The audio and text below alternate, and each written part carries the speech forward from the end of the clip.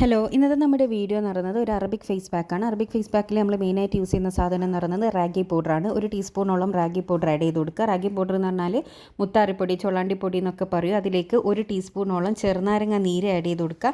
ചെറുനാരങ്ങ നീര് മുഖത്തേക്ക് ആഡ് ചെയ്യുന്നത് പ്രശ്നമല്ലേ എന്ന് പലരും ചോദിക്കാറുണ്ട്. അത് ഡയറക്റ്റ് ഇട്ടാൽ മാത്രമാണ് പ്രോബ്ലം ഉള്ളൂ. ഇതേപോലെ ഫേസ് പാക്കിലൊന്ന് ആഡ് ചെയ്താൽ ഒരു കുഴപ്പമില്ല കേട്ടോ. പിന്നെ നമുക്ക് ആവശ്യമായിട്ടുള്ളത് തേനാണ്. തേൻ ഒരു ടീസ്പൂണും കൂടി ആഡ് ചെയ്ത് കൊടുക്കുക. പിന്നെ വേണ്ടത് തൈരാണ്. തൈരും ഒരു ടീസ്പൂണോളം ആഡ് ചെയ്ത് കൊടുക്കുക. അതിനുശേഷം ഇത് നന്നായിട്ട് മിക്സ് ചെയ്ത് ഒരു ഫേസ് പാക്കിൻ്റെ കൺസിസ്റ്റൻസി ആക്കി എടുക്കുകയാണ് ചെയ്യേണ്ടത്.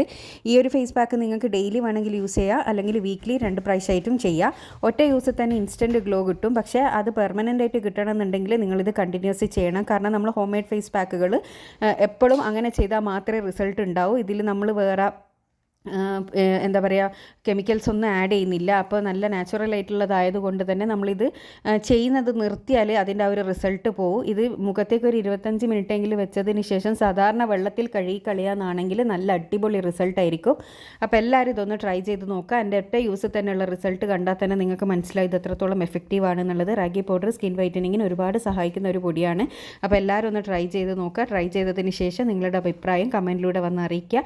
സ്കിന്ന് നല്ല സോഫ്റ്റ് ആവാനും കറുത്ത പാടും കരിവാളിപ്പെല്ലാം മാറി മുഖം നല്ല നിറം വരാനും സഹായിക്കുന്ന ഒരു അടിപൊളി ഫേസ് പാക്കാണിത്. എല്ലാവരും ട്രൈ ചെയ്യുക. നിങ്ങളിത് ചെയ്യുന്ന സമയത്ത് പുറത്ത് വെയിലത്തൊന്നും പോകാണ്ടിരിക്കുന്ന സമയത്ത് ചെയ്യാൻ വേണ്ടി ശ്രദ്ധിക്കുക കേട്ടോ. അടുത്ത നല്ല വീഡിയോ ആയിട്ട് വീണ്ടും കാണാം. Thanks for watching.